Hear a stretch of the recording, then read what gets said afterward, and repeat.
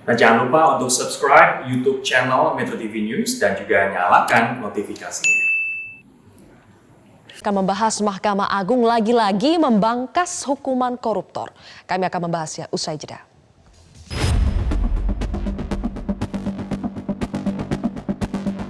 Apa yang menjadi dasar pertimbangan dari Majelis Hakim tingkat PK mengabulkan permohonan dari peninjauan kembali dan juga mengurangi hukuman dari para koruptor tersebut. Apakah kita harus menutup mata? Kalau memang ada PK itu cukup beralasan, ya cukup terbukti. Nah, apakah kita harus menutup mata dari keadilan yang dimohonkan oleh pencari keadilan gitu?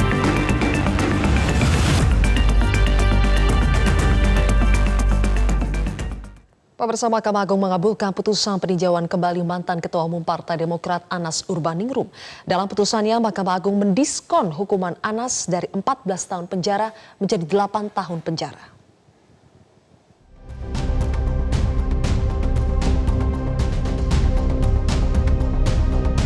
Mahkamah Agung kembali bermurah hati kepada pelaku tindak pidana korupsi.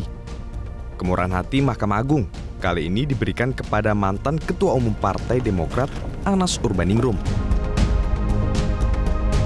Hukuman Anas yang mulanya 14 tahun penjara kini disunat menjadi 8 tahun penjara. Atas putusan tersebut, Komisi Pemberantasan Korupsi bergeming dan menyerahkan kepada publik untuk menilainya. KPK tetap menghormati produk putusan peninjauan kembali tersebut. Bagi KPK, tugas pekerjaan telah selesai. Selanjutnya, biar masyarakat yang memaknai rasa keadilan dan semangat pemberantasan korupsi dari produk putusan-putusan peninjauan kembali tersebut. Sepeninggal Hakim Agung Artijo Alkostar, Mahkamah Agung seolah menjadi surga bagi para koruptor untuk mengajukan peninjauan kembali. Sebab faktanya, hampir semua pelaku tindak pidana korupsi yang mengajukan peninjauan kembali selalu mendapat pemotongan hukuman.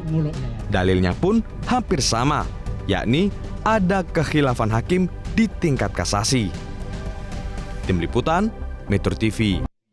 Pemirsa, ada apa sebenarnya dengan Mahkamah Agung? Benarkah cara pandang Hakim MA terhadap kasus korupsi berubah sejak ditinggal Artijo Alkostar? Telah bergabung dari luar studio, Kabiro Hukum dan Humas Mahkamah Agung, Abdullah, Komisioner KPK Nurul Gufron, dan mantan Hakim Agung Gayus Lambun. Selamat malam Pak Abdullah, Pak Nurul Gufron, dan juga Pak Gayus. Selamat malam. Saya akan ke Pak Abdullah terlebih dahulu. Pak Abdullah, lagi-lagi MA memangkas hukuman koruptor. Kali ini giliran Anas yang mendapatkan diskon hukuman dari MA, padahal di tingkat kasasi MA juga yang memperberat hukuman Anas dari 8 tahun menjadi 14 tahun. Ada apa sebenarnya Pak Abdullah? Ya, terima kasih. Pada dasarnya istilah diskon, ya potong, itu kan tidak ada dalam nomenklatur undang-undang, khususnya di Mahkamah Agung itu tidak ada, ya. Tapi yang ada itu hanya pengurangan hukuman dari masa tahanan. Nah itu, jadi masa tahanan dikurangkan seluruhnya. Itu yang ada. Tetapi opini yang berkembang di masyarakat memang ya begitu, istilah yang lebih gampang diserap. Ya. Sebetulnya tidak ada pemotongan-pemotongan itu, ya, karena apa yang dipotong tidak ada, ya. Tetapi semuanya itu didasarkan pada rasa keadilan hakim pemeriksa perkara itu sendiri. Tentunya setiap hakim itu memiliki rasa keadilan yang berbeda-beda. Ya, tidak setiap hakim memiliki rasa keadilan yang sama. Oleh sebab itu, setiap putusan ya diperiksa hakim manapun itu pasti akan ada selisih atau disparitas. Ya. Karena memang pada awalnya khususnya pasal 2 dan pasal 3 tidak ada pedoman bagaimana memutus perkara kalau ini melanggar yang didasarkan pada pasal 2 dan 3 tindak pidana korupsi. Nah sekarang ini sudah ada, sehingga pedoman itu bisa dijadikan bahan untuk mengadili perkara. Tetapi juga kembali kepada, ya. Mayoritas pengurangan hukuman itu ada di tingkat PK dan hampir semua dalil yang disampaikan oleh MA itu alasannya sama, Pak. Ada kehilafan hakim di tingkat kasasi yang salah menafsirkan fakta hukum. Kenapa bisa begitu, Pak?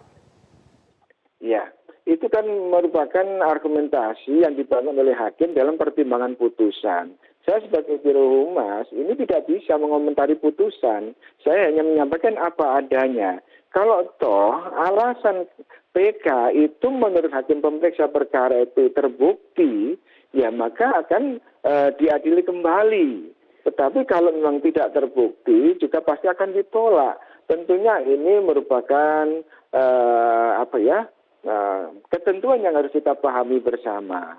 Karena apapun alasannya, ya putusan itu harus kita terima apa adanya. Tetapi kembali kepada masyarakat, silakan untuk menilai.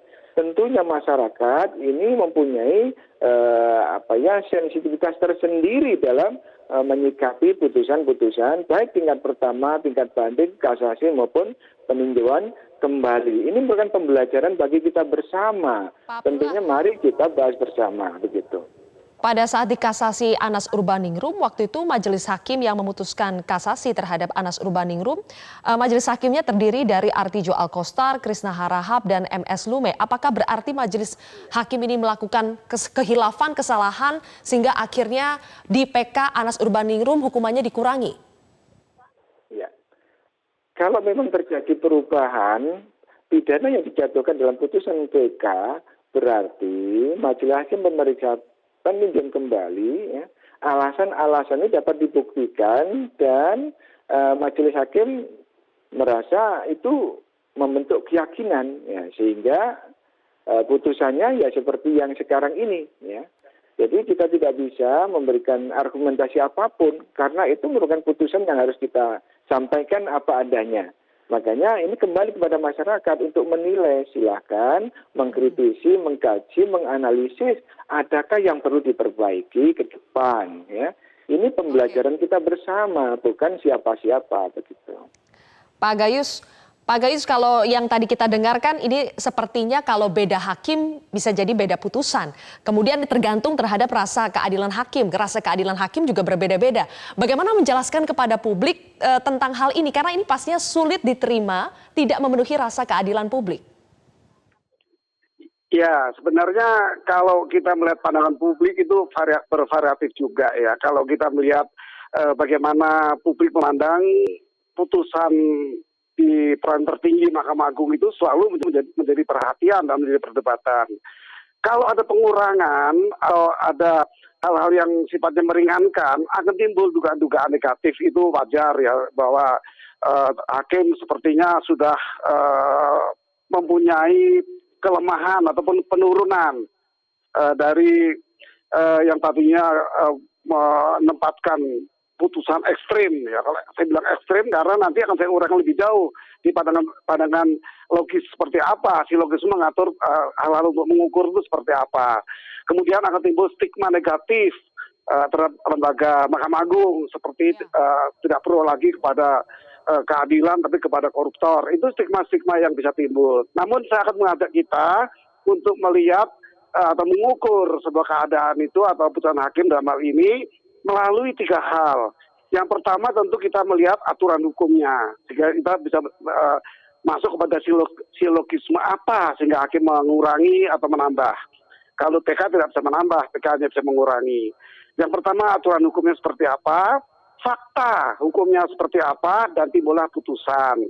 Kalau saya mulai dengan aturan, maka di pasal 263 untuk syarat PK ini sudah ada. Tadi tidak selalu dikaitkan dengan kehilafan hakimnya nyata, tidak selalu ada 2 pandangan hakim yang juga digunakan ketika akan memutus, mengurangi atau tetap dengan putusan sebelumnya atau dikasasi. Yaitu pertama apabila ada keadaan baru, yang kalau keadaan ini disidangkan pada waktu yang lalu itu bisa jadi hal ini tidak menjadikan terdakwa bersalah. Dan yang kedua yang perlu dibahas adalah mengenai saling perbedaan dari putusan yang kalau saja diteliti lebih jauh maka bisa terjadi sebaliknya, dan baru yang ketiga kehilafan hakim. Nah, dari 3 hal begini, ini Pak Gayus. Pak Gayus, sekarang kan masyarakat melihat ini seperti sedang terjadi tren, apalagi tadi ketika dikatakan. Nggak jelas ini. Sebentar. Yang kedua, saya harus menjelaskan bagaimana fakta. Fakta itu di PN itu dihukum 8 tahun. Di PT dikurangi malah 7 tahun. Di kasasi menjadi 15 tahun tidak salah. Menjadi 14 tahun di kasasi. Nah, di PK ini kembali ke PN sebenarnya, kembali ke 8 tahun. Nah, ini ada kewenangan hakim untuk menilainya, tidak selalu negatif, juga perlu diberikan keleluasan, diberikan wilayah hakim untuk menentukan, ya, tidak boleh menyebut nama orang yang disebut tadi itu tidak selalu seperti itu karena majelis, karena tidak sendiri seperti itu. Jadi ada fakta, ada aturan hukum yang mengatur, sehingga timbul keputusan yang bisa atau putusan yang bisa kita perdebatkan malam hari ini. Oke, baik. Saya akan minta tanggapan dari Pak Nurul Gufron. Bagaimana KPK merespons putusan MA yang mengabulkan PK Anas Urbaningrum? Kami tidak masuk kepada kasus per kasus ya, bahwa tugas KPK sudah selesai. Artinya KPK dan penegakan hukum itu tugasnya menyelidiki, menyidik, dan menuntut. Maka terhadap tugas itu sebenarnya KPK sudah selesai. Tapi KPK juga perlu mencermati adanya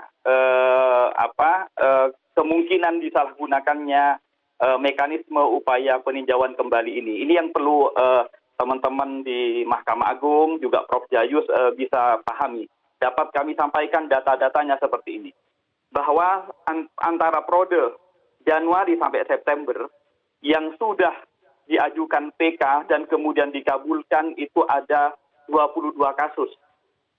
Itu pertama. Dan sampai saat ini sudah diajukan yang masih belum diputus ada 38 kasus. Jadi 22 itu dikabulkan. Dan dari 22 kasus yang dikabulkan ada 12 putusan yang ingkrahnya di tingkat pertama, di tingkat PN. Itu menunjukkan apa? Bahwa mekanisme ataupun upaya hukum yang difasilitasi oleh KUHAP sebagaimana disampaikan oleh Prof. Gayus di pasal 263 itu kemudian kadang itu perlu kita kawal untuk jangan sampai disalahgunakan untuk kemudian digunakan untuk menurunkan. Karena faktanya kemudian dari data yang kami punya itu sebagaimana kami sampaikan itu ternyata menjadi tren baru bahwa di tingkat pertama ataupun tingkat pertama dia memilih untuk menerima, tapi kemudian pada beberapa bulan kemudian mengajukan PK. Sekali lagi KPK posisinya menghormati kewenangan dan independensi hakim untuk memutus. Tapi logikanya adalah bahwa sebagaimana disampaikan terdahulu oleh Pak Abdullah, mengatakan bahwa prinsip hukum kita itu adalah kontinental bukan Anglo-Saxon. Tidak menggunakan preseden. Tapi faktanya trennya itu yang mestinya per kasus individualistis, tapi trennya adalah kemudian semuanya hampir sama dipenuhi. Kalau memang sifatnya individualistis, sifat sistem hukum kita yang kontinental, maka mestinya per kasus itu berbeda-beda. Tapi saat ini kami gunakan datanya itu hampir semuanya sama diputus bebas. Itu yang pertama. Yang kedua, logika hukumnya juga kemudian, kalau kemudian pasal 263 ayat 2, poin ketiga bahwa alasan yang digunakan adalah kehilafan hakim yang nyata, mestinya juga ada konsekuensi hukum bahwa kalau memang PK mengatakan ada kehilafan hakim yang nyata di tingkat pertama, tingkat banding atau tingkat kasasi, apa yang kemudian direspon oleh Mahkamah Agung menyatakan bahwa berarti ada kehilafan oleh hakim. Apa kemudian konsekuensi bagi hakim yang telah dinyatakan hilaf, yang kemudian oleh PK dinyatakan diturunkan? Itu yang menjadi persoalan yang kemudian mari kita bersama-sama harus kita bangun. Baik. KPK memahami independensi dari hakim, tapi di balik independensi harus ada tetap akuntabilitas. Dan saat ini publik memang kemudian mencermati kemudian ada tren penurunan itu. Oke, Terima kasih. untuk menjawab dua hal yang tadi disampaikan oleh Pak Gufron, saya akan memberikan waktu kepada Pak Abdullah dan juga Pak Gayus untuk mengomentarinya usai jeda pemirsa. Kami lanjutkan kembali pemirsa, saya ingin ke Pak Abdullah. Pak Abdullah, tadi dua hal yang disampaikan oleh Pak Gufron adalah satu, tren pengurangan hukuman terhadap para koruptor ini nyata di MA. Kemudian yang kedua adalah konsekuensi terhadap hakim yang melakukan kehilafan putusan pada saat di tingkat kasasi atau di tingkat sebelumnya. Apa jawaban dari MA? Baiklah, terima kasih. Adanya disparitas yang disampaikan tadi, cenderung pengurangan, tentunya itu tidak bisa ya diukur dengan filosofi bisnis ya. Tentunya kalau putusan seperti tadi sudah disampaikan oleh Prof. Gayus, putusan tingkat pertama 8 tahun, kemudian kasasi 14 tahun, kemudian dikembalikan pada menurut hakim pemeriksa perkara penuntut kembali, ini rasa keadilannya sama dengan pengadilan tingkat pertama. Tentunya ini tidak ada yang dikurangi, ya. Apa yang dikurangi sebetulnya itu tidak ada. Rasa keadilan itu berbeda. Ya, bagi yang tidak pernah mengalami seperti itu mungkin itu dipertanyakan. Tetapi bagi yang sudah mengalami seperti Prof. Gayus, nanti akan ada jawaban. Rasa itu berbeda, begitu ya. Nah, sekarang ada tren. Apakah itu bisa dijadikan tren untuk menggunakan PK sebagai siasat atau apa? Upaya hukum PK itu upaya hukum luar biasa. Jadi ini yang diberikan, hak yang diberikan negara kepada terpidana. Tentunya ini mau kapan digunakan, itu terserah terpidana sepanjang ada alasan dan ada novum yang digunakan untuk mengajukan PK, itu haknya. Nah, kalau memang diadili ternyata alasannya itu dapat dibenarkan oleh hakim pemeriksa perkara PK, ya tentunya pasti ada perubahan-perubahan tentunya itu.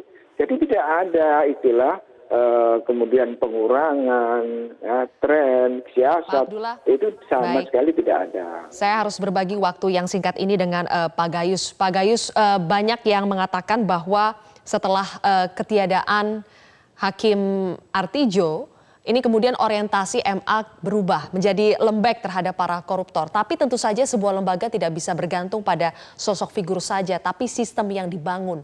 Nah, apakah Anda melihat ada perubahan dalam sistem Mahkamah Agung yang berpengaruh pada putusan-putusan PK koruptor atau bagaimana, Prof. Gayus?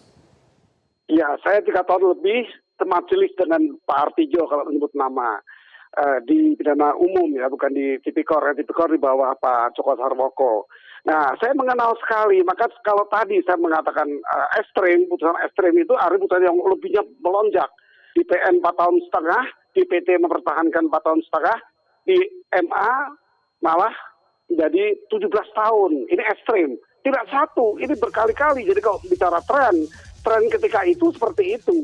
Ketika saya menjadi hakim PK, saya selalu membaca justru di refaksi, di fakta, PN dan PT itu sumber dari kebenaran yang terjadi ketika itu bagi saya. Jadi kalau saya mengatakan kembali kepada PN, itu tentu saya punya argumentasi dari syarat PK tadi, sebagian PK. Tetapi saya membaca hari ini, jangan pandangan tren itu menjadi satu punishment untuk MA, tetapi justru mengembalikan. Saya akan mengatakan bahwa MA ini adalah lembaga peradilan, bukan penghukuman. Itu istilah yang banyak kita temukan. Karena apa? Karena hakim ini memutus sesuai tujuan hukum itu ketika itu. Mungkin ketika cocok, ya. Kalau saya mengatakan Rasbruh menggambarkan tujuan hukum itu ada 3. 1, kepastian hukum. 2, kemanfaatan. 3, keadilan. Nah, saat sekarang mungkin saatnya MA ini bebenah untuk kembali kepada keadilan. Seperti itu. Baik, mohon maaf sayang sekali waktu kita sudah habis. Pak Gufron, terima kasih atas kehadiran Anda dan juga Pak Abdullah. Prof. Gayus, terima kasih telah bergabung bersama kami di Prime Talk. Mudah-mudahan nanti ada kesempatan yang lebih panjang untuk kita membahas soal ini. Pemirsa, demikianlah Prime Talk hari ini. Saya Zilvia Iskandar pamit undur diri. Tetaplah bersama kami di Metro TV.